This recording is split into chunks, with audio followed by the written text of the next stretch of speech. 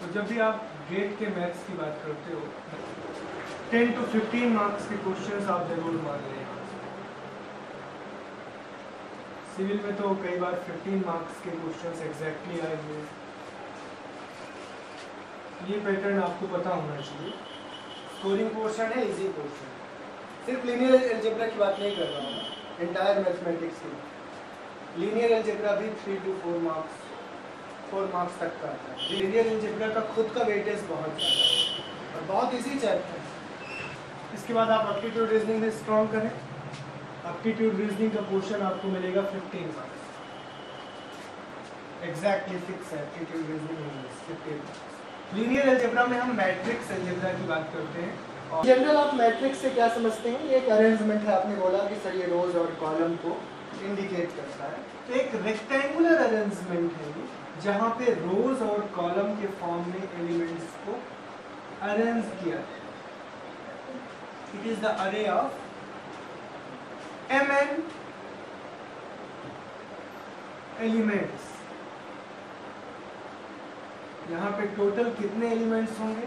mn elements. कब mn elements होंगे? जब आपके पास m रोज हो और आपके पास n कॉलम हो।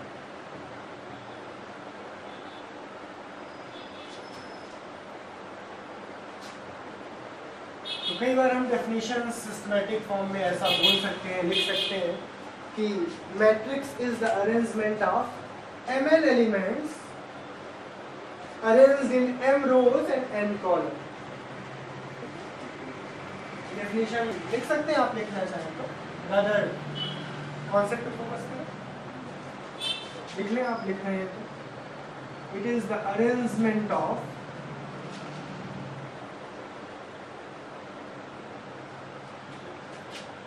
mn elements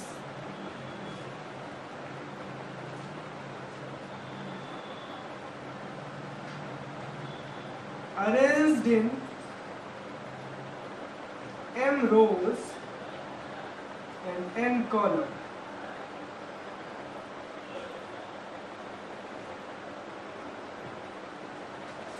It is the collection of the arrangement of mn elements arranged in m rows and n column। You are given with m rows and n column। आपके पास m rows होंगी और n columns होंगे और आप mn elements को arrange करेंगे तो आपको एक मैट्रिक्स मिलेगा।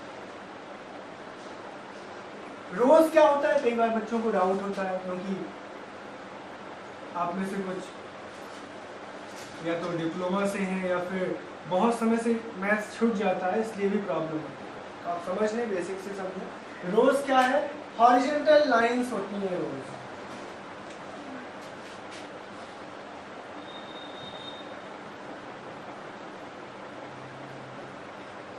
और कॉलम क्या है?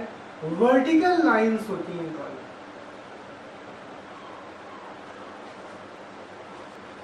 ये हॉरिजॉन्टल लाइंस हैं जिन्हें हम रोज बोलते हैं। ये आपके पास वर्टिकल लाइंस हैं जिन्हें आप कॉलम बोलते हैं। और मैट्रिक्स में यदि आपके पास m रोज हैं तो इसका मतलब आप इसे इस तरीके से भी इंडिकेट करें कि आपके पास ऐसे एलिमेंट्स जो पहले रो में हैं वो कितने हैं। यदि आपके पास m रोज हैं मतलब यहाँ पे कितने एलिमेंट्स हैं और यहाँ पे कितने एलिमेंट्स हैं, यहाँ कितने हैं या फिर यहाँ कितने हैं, ये आप समझ लें। Right now you are given with m rows and n column. इस बात को समझाने से पहले मैं आपको बताना चाहूंगा ऑर्डर।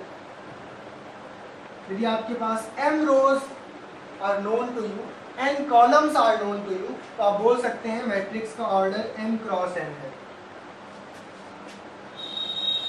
यदि आपके पास 2 रोज है और आपके पास 3 कॉलम है तो आप इसे 2 क्रॉस 3 ऑर्डर मैट्रिक्स बोलेंगे। यदि आपके पास इस फॉर्म में एलिमेंट्स हैं तो आप बोलेंगे 2 रोज हैं और आप बोलेंगे 2 कॉलम है, इसे 2 क्रॉस 2 या कई बार ऑर्डर 2 मैट्रिक्स बोल दिया जाता है, क्योंकि यहाँ पे रो भी 2 है, कॉलम भी 2 है, तो ऑर्डर 2 बोलने का मतलब है it has 2 rows and 2 column. इसे आप ऑर्डर 2 नहीं बोल सकते, इसे आप 2 क्रॉस 3 मैट्रिक्स बोलेंगे या 2 ऑर्डर 3 मैट्रिक्स बोलेंगे। लेकिन यहाँ पे आप ऑर्डर 2 भी बोलते हैं तो इसका मतलब सिर्फ यही होगा कि इस मैट्रिक्स के पास 2 कॉलम है 2 रोज है। पहले रो को प्रेफरेंस दिया जाता है। जब भी आप लिखते हैं 2 क्रॉस 3 तो 2 रोज है 3 कॉलम। तो जब भी आप लिखते हैं m क्रॉस n, इसका मतलब क्या होना चाहिए, आपके पास m रोज हैं और आपके पास n कॉलम्स हैं। m रोज को इंडिकेट करने के लिए आप क्या करोगे? अब आप थोड़ा सोच के बताओ, यदि आपके पास ऐसी m रोज है और ऐसे आपके पास n कॉलम है तो यहाँ पे कितने एलिमेंट्स आएंगे? पहले रो में, फर्स्ट रो में कितने एलिमेंट्स आएंगे? ये 3 नहीं है और आगे है। तो बेटा सीधी सी बात है, ये कॉलम डिसाइड करेगा कि फर्स्ट रो में कितने एलिमेंट्स हैं। यदि आपके पास, सोच के देखो, यदि आपके पास 2 कॉलम है तो फर्स्ट रो में कितने एलिमेंट्स हैं? 2 एलिमेंट्स। यदि आपके पास 3 कॉलम है तो फर्स्ट रो में कितने एलिमेंट्स हैं? ये 3 एलिमेंट्स। वैसे यदि आपके पास n कॉलम है तो फर्स्ट रो में कितने एलिमेंट्स होंगे? n elements. इसमें कितने एलिमेंट्स होंगे? n elements. इसमें भी कितने होंगे? n elements. ऐसे कितने n एलिमेंट्स होंगे? जितने रोज। कितने रोज हैं आपके पास? m रोज। तो ऐसे कितने n एलिमेंट्स होंगे? m। ऐसे कितनी बार n एलिमेंट्स होंगे? m। जैसे मैं यहाँ पे आपसे बोलूं, ऐसे कितनी बार 2 एलिमेंट्स होंगे? तो आप बोलोगे 2 बार। ठीक है। यदि मैं आपसे बोलता हूँ 4 को 4 टाइम्स ऐड करिए आप, तो आप क्या करते हैं? जैसे मैं आपसे बोलता हूँ कि आपने 1 पेन परचेस की 5 रुपीज की, तो 10 पेन परचेस करेंगे तो कितने रुपीज का परचेस करेंगे? आप डायरेक्टली 50 बोलते हैं, मतलब क्या करते हैं आप? इंटू कर देते हैं। वैसे ही मैं आपसे बोलता हूँ कि आपके पास फर्स्ट रो में n एलिमेंट्स हैं तो m रोज में कितने एलिमेंट्स होंगे? तो आप m इंटू n कर दोगे। इसलिए आपने बोला कि यहाँ पे m क्रॉस n ऑर्डर है और टोटल एलिमेंट्स कितने हैं? टोटल एलिमेंट्स कितने हैं? mn है। इसीलिए डेफिनेशन में हमने बोला कि आपके पास mn एलिमेंट्स हैं जिनको आपने m रोज में और n कॉलम्स में अरेंज किया है। फर्स्ट एलिमेंट को आप क्या बोलोगे? आप बोलोगे कि ये फर्स्ट रो में लाई कर रहा है और फर्स्ट कॉलम में लाई कर रहा है, इसलिए इसके लिए हम यूज करते हैं first row first column A11। ऐसे इसे आप क्या बोलोगे? फर्स्ट रो में लाई कर रहा है जबकि सेकेंड कॉलम में लाई कर रहा है, A12 बोलोगे। ऐसे इसे क्या बोलोगे आप? A13। और लास्ट वाले एलिमेंट को क्या बोलोगे आप? सोच के बोलो। A1। कौन सा कॉलम होगा लास्ट वाला? nth column. इसे क्या बोलेंगे आप? A2। इसे क्या बोलेंगे आप? A3। इसे क्या बोलेंगे आप? कौन सा रो है ये? mth रो है। क्या बोलेंगे आपसे? AM1। ठीक है। इसे बोलिए, क्या बोलेंगे आप? AM। mth row nth column. इस तरीके से हम एलिमेंट्स को इंडिकेट करते हैं, रिप्रेजेंट करते हैं by using matrix. Right now मैंने m क्रॉस n ऑर्डर की मैट्रिक्स ली है। मेरे पास 2 क्रॉस 2 की मैट्रिक्स हो सकती है, 3 क्रॉस 3 की हो सकती है, और जनरली जब हम क्वेश्चंस कर रहे होते हैं तो छोटी मैट्रिक्स होती है, no doubt at all.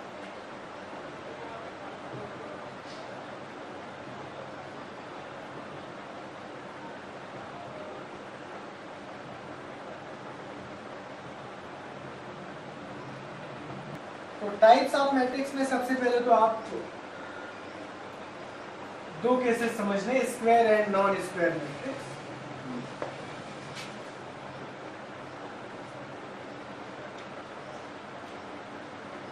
Non square matrix ऐसी मैट्रिक्स है जिसमें ऑर्डर सेम नहीं होगा।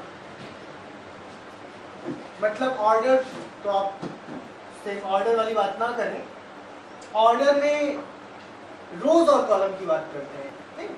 तो रोज और कॉलम सेम नहीं होंगे, ठीक है? तो आप कुछ लिखना चाहें तो लिखना इसमें, रादर हम लोग एग्जाम्पल से काम करेंगे, एक एक एग्जाम्पल से हम समझ लेंगे। आपने नॉन स्क्वायर मैट्रिक्स पढ़ा जिसमें आप order m cross n define करते हैं, m और n इक्वल नहीं होते हैं। आपने यहाँ पे 2 रोज और 3 कॉलम कंसीडर किया, मतलब ऑर्डर यहाँ पे आप 2 क्रॉस 3 लेंगे। m यहाँ पे 2 है, n 3 है, इक्वल नहीं है, आप बोलेंगे नॉन स्क्वायर। लेकिन जब आप स्क्वायर मैट्रिक्स की बात करते हैं तो आपके पास रोज और कॉलम इक्वल हो जाए। इसी को यदि आप स्क्वायर में बदलना चाहते हैं तो क्या करेंगे, आप 1 रो को इंक्लूड कर देंगे या फिर 1 कॉलम को एक्सक्लूड कर देंगे। यदि 1 कॉलम को आप हटाते हैं तो क्या मिलेगा आपको बताइए, A11, A12, A21, A2, ये आपको मिलेगा 2 क्रॉस 2 का मैट्रिक्स, जिसे हम कई बार ऑर्डर 2 मैट्रिक्स भी बोलते हैं। चलिए एक बार बेसिक कॉन्सेप्ट समझ लें। इस पर्टिकुलर डायगोनल को ही प्रिंसिपल डायगोनल आप बोलेंगे। याद रखें, इस डायगोनल की बात आप ना करें। ऑब्वियसली वो भी डायगोनल है, लेकिन आप केवल इस पर्टिकुलर डायगोनल की बात करेंगे जिसे आप प्रिंसिपल डायगोनल बोलेंगे। इन एलिमेंट्स को क्या बोलेंगे, प्रिंसिपल डायगोनल एलिमेंट्स। ऊपर के एलिमेंट्स को क्या बोलेंगे, upper of diagonal elements, lower of diagonal elements. यहाँ पे आपके पास 3 अपर ऑफ डायगोनल एलिमेंट्स है, यहाँ पे भी 3 ऑफ डायगोनल एलिमेंट्स। ये 2 ऑर्डर मैट्रिक्स है तो सिंगल ऑफ डायगोनल एलिमेंट्स है, सिंगल ऑफ डायगोनल एलिमेंट्स। दोनों ऑफ डायगोनल एलिमेंट्स है, जिसमें से ये single upper of diagonal elements है और ये single lower of diagonal elements. इस तरीके से आप स्क्वायर मैट्रिक्स के कॉन्सेप्ट को समझते हैं। अब इन स्क्वायर मैट्रिक्स को हम कई फॉर्म में स्टडी कर सकते हैं। एक स्क्वायर मैट्रिक्स में इन ऑफ डायगोनल एलिमेंट्स को अपर और लोअर को 0 बना दिया जाए तो आपको मिलता है डायगोनल मैट्रिक्स। क्या मिलता है, डायगोनल मैट्रिक्स। चलिए अब नेक्स्ट मैट्रिक्स की हम बात करेंगे, डायगोनल मैट्रिक्स, जिसमें सेकंड के हम केसेस लेते हैं बहुत सारे। डायगोनल मैट्रिक्स से पहले आप प्रिंसिपल डायगोनल के रिस्पेक्ट में 2 मैट्रिक्स की बात करेंगे। एक आपके पास प्रिंसिपल सब मैट्रिक्स होता है और एक केवल सब मैट्रिक्स होता है। आपके पास 2 चीजें होती हैं यहाँ पे, प्रिंसिपल सब मैट्रिक्स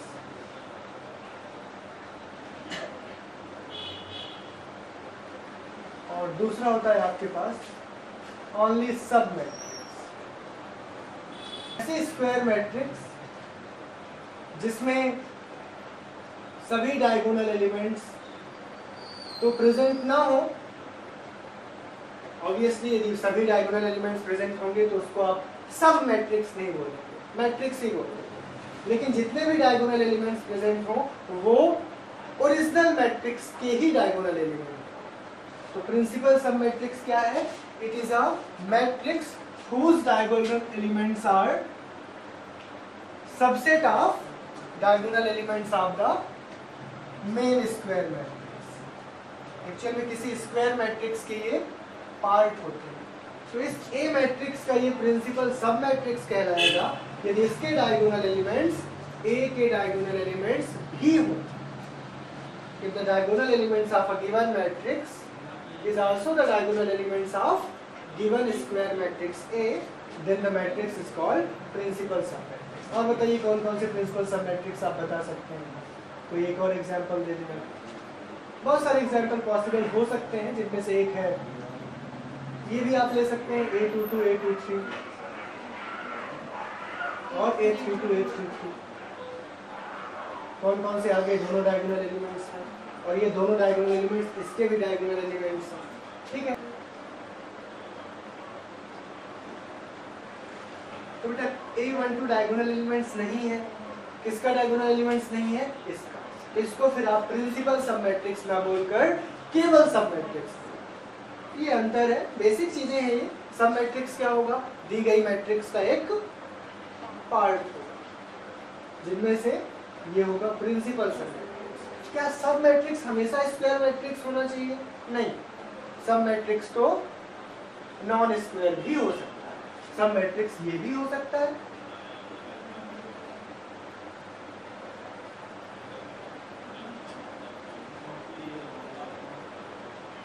सब मैट्रिक्स तो बेटा ये भी हो सकता है। तो केवल वही सब मैट्रिक्स प्रिंसिपल सब मैट्रिक्स है जिसमें प्रिंसिपल डायगोनल प्रेजेंट हो, प्रिंसिपल डायगोनल एलिमेंट्स प्रेजेंट हो। ठीक है, तो आपने स्क्वायर मैट्रिक्स क्लियर किया, प्रिंसिपल सब मैट्रिक्स समझ गए, सब मैट्रिक्स समझ गए। क्या अंतर है सब मैट्रिक्स और प्रिंसिपल सब मैट्रिक्स में? एक्चुअल में प्रिंसिपल सब मैट्रिक्स एक सब मैट्रिक्स ही होती है। सब मैट्रिक्स मतलब दी गई मैट्रिक्स के कुछ एलिमेंट्स को रखने वाली मैट्रिक्स। लेकिन ये एक ऐसी मैट्रिक्स है जिसकी डायगोनल मेन मैट्रिक्स के भी डायगोनल होते हैं। तो principal sub matrix is the matrix whose diagonals are also the diagonal of main square matrix. फिर इसके बाद आपने डायगोनल मैट्रिक्स डिफाइन किया, एक ऐसी स्क्वायर मैट्रिक्स जिसमें केवल प्रिंसिपल डायगोनल हो, वो डायगोनल मैट्रिक्स होती है, जिसको आप ऐसे भी रिप्रेजेंट करते हैं। आपने दो डायगोनल मैट्रिक्स अभी कंसीडर किया, आप ऐसे रिप्रेजेंट करेंगे। बाकी कुछ प्रॉपर्टीज हम देख रहे हैं। पहली प्रॉपर्टी बहुत बेसिक है, यदि आपने डायगोनल एलिमेंट्स ऐसे लिया, फिर डायगोनल मैट्रिक्स ऐसे लिया, और इन दोनों को यदि आप ऐड करते हो या सब्ट्रैक्ट करते हो, तो आपको केवल डायगोनल एलिमेंट्स को ऐड या सब्ट्रैक्ट करना है। आपको केवल डायगोनल एलिमेंट्स को ऐड या सब्ट्रैक्ट। इसको बेटा क्यों खींच देते हो बार बार? आप लोग अपना काम करें ना, टेस्ट इसीलिए ऑर्गेनाइज होता है कि आप इसका ना हो, साउंड तो नहीं रोका जा सकता, क्लास चलिए दूसरा रूल हम लोग लिखते हैं डायगोनल से रिलेटेड। यदि इन्हीं केसेस को आप एज अ प्रोडक्ट कंसीडर करें, आप इन दोनों को प्रोडक्ट में कंसीडर करें, मल्टीप्लाई में कंसीडर करें,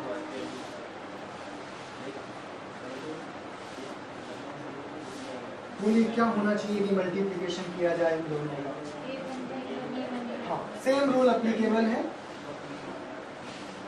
A11 और B11 मल्टीप्लाई हो जाते हैं, A22 और B22 मल्टीप्लाई हो जाते हैं, A33 और B33 मल्टीप्लाई। हम लोग लेटर ऑफ मल्टीप्लिकेशन सीखेंगे डिटेल से, पर अभी एटलीस्ट आप रूल समझ लें, पूरे रूल्स को आप याद करें। तीसरा रूल देखते हैं हम लोग। यदि एक डायगोनल का इनवर्स लिया जाए, एक ही डायगोनल की बात हम कर लेते हैं। सपोज आपने एक डायगोनल चूज किया, पहला डायगोनल मैट्रिक्स चूज किया। कौन सी डायगोनल मैट्रिक्स चूज की? एक डायगोनल मैट्रिक्स चूज की। इसका आपको इनवर्स लेना है, मतलब ए इनवर्स लेना है आपको। इस पूरे का आपको इनवर्स लेना है, मतलब आपको ए का इनवर्स लेना है। पता है क्या होगा? डायगोनल एलिमेंट्स आपको मिलेंगे किस फॉर्म में? Reciprocal form.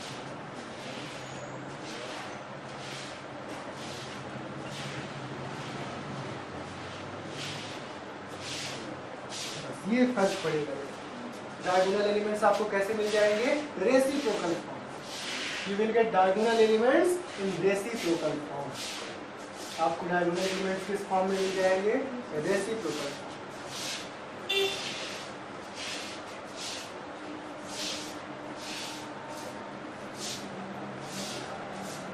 नोट करते चले जल्दी। यदि आप ट्रांसपोज लेंगे तो कोई फर्क नहीं पड़ेगा। यदि आप ट्रांसपोज लेंगे, क्या होती है पूरा प्रोसेस होता है ट्रांसपोज वाली? You recall transpose process. देखिए मैं ट्रांसपोज आपको याद करवाता हूँ। ऐसे रिप्रेजेंट करते हैं ट्रांसपोज को, या ऐसे रिप्रेजेंट करते हैं ट्रांसपोज को। और इसके लिए क्या करना पड़ता है? रो को कॉलम में बदलना पड़ता है। देखिए ये रो है, कॉलम में बदल जाएगा। तो आप इसका ट्रांसपोज लेंगे तो थोड़ा आप समझने में प्रॉब्लम होगी। मैं इसका ट्रांसपोज लेके आपको लिखूंगा। सपोज मैं इसको ए बोलता हूँ, इसका ट्रांसपोज कैसे लेंगे? रो को कॉलम में बदल देंगे, या फिर आप उल्टा भी बोल सकते हैं, कॉलम को रो में बदल देंगे। इस रो को आप कॉलम में बदलिए, A12 A13। इस रो को आप कॉलम में बदलिए, सेकंड कॉलम में बदलिए, सेकंड रो को सेकंड कॉलम में बदलिए। तो A22 A33 रो से क्या बन जाएगा? कॉलम। अब देखिए यहाँ पे चेंज करके दिखाइएगा। A11 0 0, इसको आप कॉलम में बदलिए, इसको बदलिए 0 A22 0, इसको बदलिए 0 0 A33। आपने बदला, लेकिन क्या वो बदला? नहीं बदल पाया। ऐसे केसेस में आप इसे क्या बोलेंगे कि डायगोनल मैट्रिक्स का ट्रांसपोज लेने से आपको डायगोनल मैट्रिक्स ही मिलता है। Diagonal A11 A22 A33 transpose give you the same matrix, diagonal matrix A11, A22 and A22. Transpose भी आपको सेम मैट्रिक्स मिल जाएगा। प्रॉपर्टी देखें, यदि बच्चों हम डायगोनल मैट्रिक्स का A11, A22, A33 की पावर n ले लेते हैं, कितनी पावर ले लेते हैं? n पावर, तो पावर रेज टू n हमने कंसीडर किया, तो कोई फर्क नहीं पड़ने वाला, या पढ़ने वाला है, लेकिन केवल डायगोनल एलिमेंट्स पे पड़ेगा, वो raise to the power n हो जाएगा।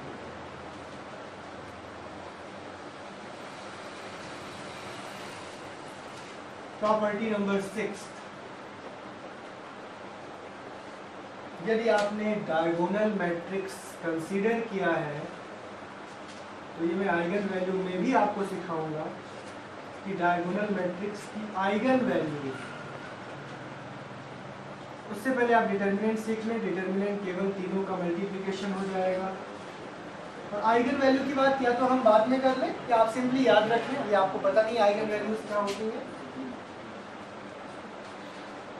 आइगन वैल्यूज ऑफ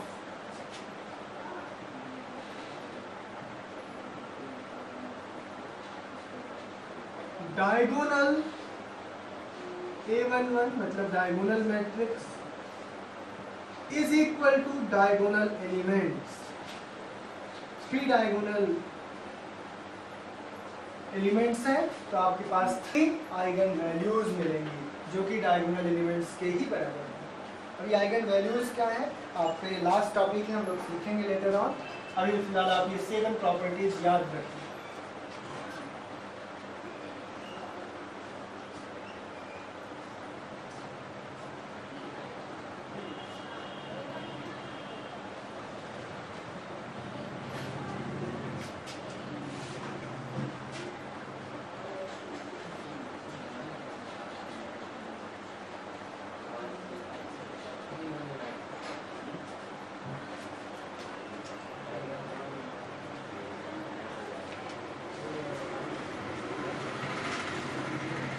बच्चों स्क्वायर मैट्रिक्स में आपने अब तक 2 केसेस देख लिए। एक तो आपने प्रिंसिपल सब मैट्रिक्स का केस देखा, और एक आपने डायगोनल मैट्रिक्स का, और बहुत सारे केसेस हम देखने वाले हैं। थर्ड मैट्रिक्स आप कंसीडर करें डायगोनल मैट्रिक्स में scalar matrix.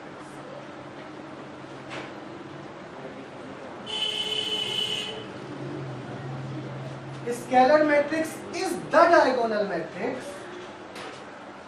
Scalar matrix is the diagonal matrix whose diagonal elements are same. Suppose इसका पहला एलिमेंट A है, तो दूसरा भी A होगा और थर्ड भी A होगा, बाकी सभी 0 होंगे। तो कभी भी किसी मैट्रिक्स के सभी डायगोनल एलिमेंट सेम हैं, तो डायगोनल मैट्रिक्स तो है, साथ ही साथ वो स्केलर है। ये नोट कर लेंगे। इसके बाद हम बात करेंगे यूनिट मैट्रिक्स या फिर आइडेंटिटी मैट्रिक्स।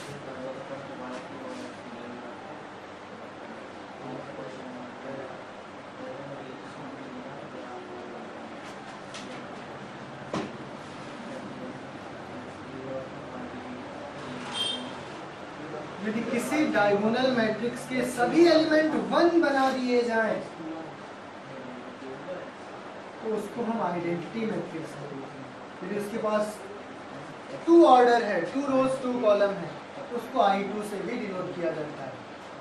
3 रोज 3 कॉलम है, तो उसको I3 से भी डिनोट किया जाता है। 3 रोज 3 कॉलम मैट्रिक्स है। आइडेंटिटी मैट्रिक्स की कुछ प्रॉपर्टीज हैं जो आपको याद होना चाहिए, जो आपको पता होना चाहिए। पहली प्रॉपर्टी तो आप याद रखें कि आइडेंटिटी मैट्रिक्स को किसी के साथ मल्टीप्लाई करें या किसी को आइडेंटिटी मैट्रिक्स के साथ मल्टीप्लाई करें। किसी को मतलब किसी मैट्रिक्स को आइडेंटिटी से मल्टीप्लाई करो या आइडेंटिटी मैट्रिक्स को किसी मैट्रिक्स से मल्टीप्लाई करो, आपको क्या मिलेगा? वही मैट्रिक्स वापस मिलेगी। कोई काम करो वापस वही मिल जाए, मतलब आइडेंटिटी बोलते हैं इसको। यहाँ पे आई क्या होता है, मल्टीप्लिकेटिव आइडेंटिटी होता है। आई मैट्रिक्स को क्या बोला जाता है, मल्टीप्लिकेटिव आइडेंटिटी। यदि आप आई का इन्वर्स करो तो भी आई मिलेगा, आई का ट्रांसपोज करो तो भी आई मिलेगा, आई की पावर n लो तो भी आई मिलेगा। ये प्रॉपर्टीज आप याद रखो, ठीक है। इसको यूनिट मैट्रिक्स बोलने का क्या रीजन है, फिफ्थ रीजन है कि यदि इसका आप फिफ्थ प्रॉपर्टी से आप ये रीजन क्लियर करोगे, यदि इसका आप डिटर्मिनेंट लेते हो तो ये 1 मिलता है। डिटर्मिनेंट कैसे लेते हैं पता है, डिटर्मिनेंट लेने के लिए हम इसको इससे मल्टीप्लाई करते हैं, इसका डिटर्मिनेंट लेके बताएं आपको, इसको इससे मल्टीप्लाई करते हैं, 1 × 1 1 आएगा, और इसको इससे करते हैं, तो क्या आ गया डिटर्मिनेंट। ये हमेशा ट्रू नहीं है कि डिटर्मिनेंट 1 आए तो आइडेंटिटी है, लेकिन ये हमेशा ट्रू है कि यदि वो आइडेंटिटी है तो डिटर्मिनेंट 1 है। नहीं, कुछ ऐसे मैट्रिक्स हम बना सकते हैं जिसमें डिटर्मिनेंट 1 आ रहा है लेकिन वो आइडेंटिटी नहीं है। इसलिए आप क्या याद रखें कि आइडेंटिटी मैट्रिक्स का डिटर्मिनेंट 1 है, ये ना याद रखें कि डिटर्मिनेंट 1 होगा तो आइडेंटिटी। आई जे के बराबर a22, तो जब जब a11 होगा, a22 होगा, a33 होगा, तब 1 रख दो, अदरवाइज। चलिए फिफ्थ केस आप लेते हैं स्क्वायर मैट्रिक्स में अपर ट्रायंगुलर।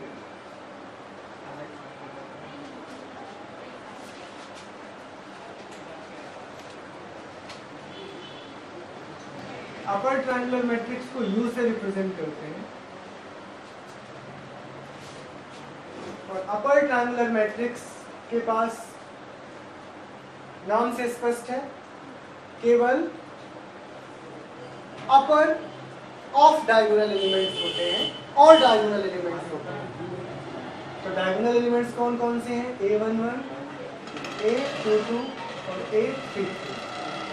इसके लिए हम इसको U बोल देते हैं, क्योंकि मैट्रिक्स का नाम हमने U दिया है, तो इसको भी हम U बोल देते हैं। U11, U22, U33, यहाँ पे कौन सा एलिमेंट होगा, U12, यहाँ कौन सा होगा, U13, यहाँ कौन सा होगा, U23, क्योंकि और नीचे है U।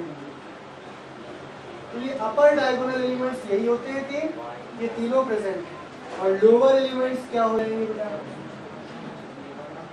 तो जब भी किसी मैट्रिक्स में अपर डायगोनल एलिमेंट्स प्रेजेंट हैं तो वो कैसी मैट्रिक्स है, upper triangular. Lower triangular matrix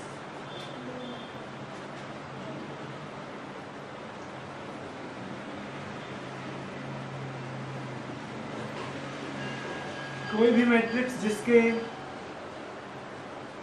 अपर एलिमेंट्स 0 हो, लोअर प्रेजेंट।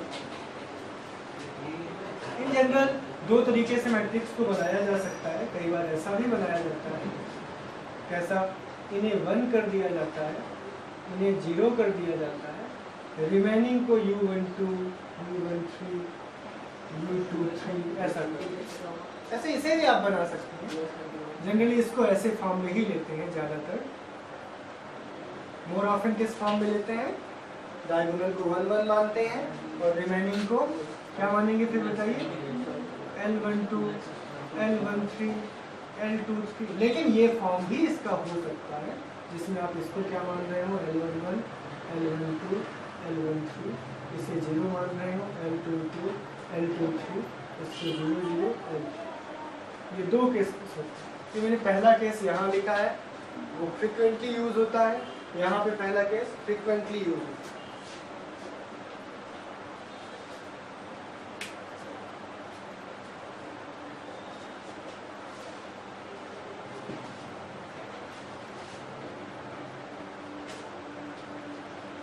इसके बाद हम थर्ड टाइप की मैट्रिक्स डील कर लें, नल मैट्रिक्स।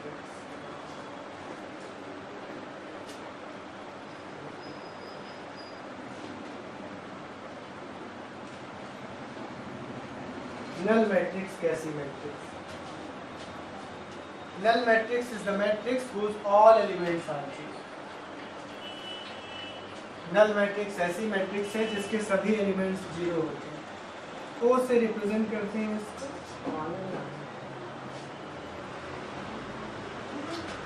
ये मैट्रिक्स बेटा स्क्वायर हो जरूरी नहीं है कि आप ऑर्डर 2 बोलेंगे, इसे आप ऑर्डर 2x3 बोलेंगे, ऑर्डर 3 लिखा है तो फिर आप इसे ऐसा बनाएंगे। इसके सभी एलिमेंट्स जीरो होते हैं। नल मैट्रिक्स के पास भी कुछ प्रॉपर्टीज हैं जो क्वाइट ऑब्वियस है। नल मैट्रिक्स को किसी मैट्रिक्स के साथ यदि आप ऐड करो या किसी मैट्रिक्स को आप नल मैट्रिक्स के साथ ऐड करो, आपको वापस से वही मैट्रिक्स मिलेगी। इसे एडिटिव आइडेंटिटी बोला जाता है। आइडेंटिटी मैट्रिक्स को क्या बोलते थे हम? मल्टीप्लिकेटिव आइडेंटिटी, जबकि नल मैट्रिक्स को हम क्या बोलते हैं? Additive identity.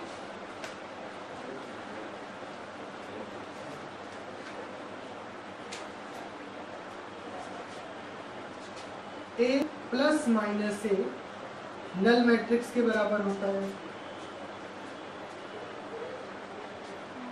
ठीक है, जबकि